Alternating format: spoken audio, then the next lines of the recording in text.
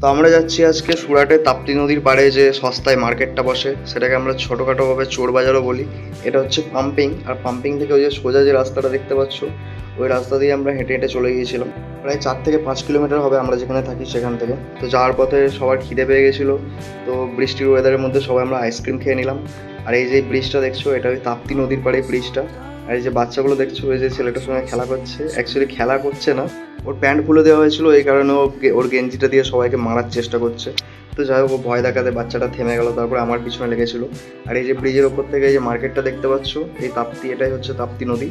আর নদীর পাড়ে যে মার্কেটটা বসেছে ওটাই হচ্ছে সস্তার মার্কেট। তো বাজারে যারা দোকান নিয়ে বসেছে তাদের কাছ থেকে জানা গেল এটা রবিবার কা বাজার, তারা তাই বললো। আর এই যে আমরা এখন বসে এখানে রেস্ট নিচ্ছি, ওই যে সামনে দেখতে পাচ্ছ। ব্রিজ থেকে নেমে আমরা মার্কেটে ঢুকছি, আর দেখতেই পাচ্ছ মার্কেটে ঢোকার মুখে এরকম জুতো বিক্রি হচ্ছে। এখানে পুরনো জুতো আছে, নতুন জুতো আছে, খুব সস্তায়, প্রায় 1 থেকে 150 টাকার মধ্যে।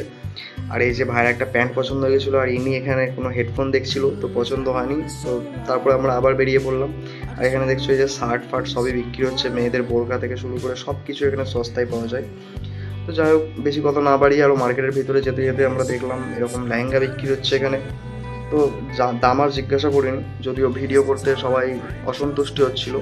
তো এখানে যে প্যান্টগুলো দেখছো, এগুলো সবই প্রায় 150 থেকে 200 টাকার মধ্যে জিন্স পাওয়া যাচ্ছিলো। আর যেহেতু বৃষ্টি হচ্ছিল, সেই কারণে বেশিরভাগ দোকানই প্রায় বন্ধ হয়ে যাচ্ছিলো। তো এখন দেখছি 6টা 12 বাজছে, প্রায় ভোরবেলা থেকে বাজারটা বসে, আর সন্ধ্যে 7টা অবধি এখানে বাজারটা থাকে।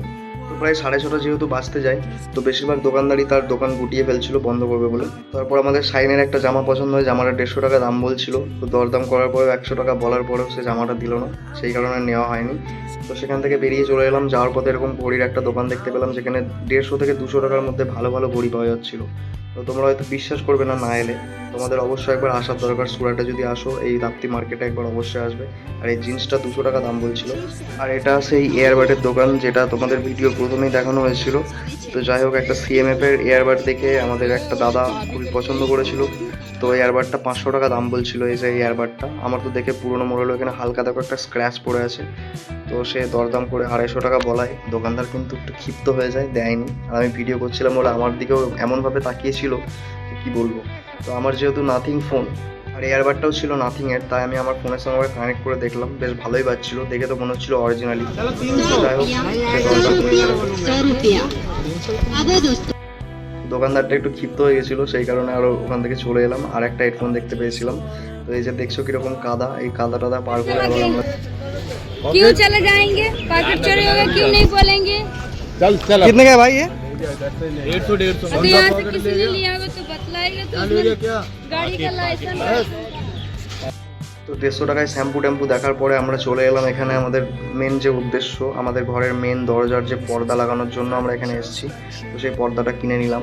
আর দোকানদারের মুখটা এই কারণে ব্লার করে দিয়েছিলাম, সে নাকি কোনো একটা উকিল, তো সে বারণ করছিল ভিডিও করতে। আমি তারপরে ভিডিও করেছি, তারপরে তাকে বললাম যে ব্লার করে দেবো। আর পাশে একটা ওয়ালেটের দোকান ছিল, তো সেখান থেকে আমি এই যে কার্ড হোল্ডারটা একটা নিয়ে নিই, যেটা অনলাইনে দাম দেখাচ্ছিলো প্রায় 200 টাকার কাছাকাছি, আমি সেটা 80 টাকায় পেয়ে যাই। তো 4টে বালিশের কভার নিয়ে নিলাম 100 টাকায়। আরও 2-3টে দরজার পর্দাও নেওয়া হয়েছিল। তো তারপরে ওখান থেকে পর্দা নিতে নিতে এরকম বৃষ্টি শুরু হয়ে গেল।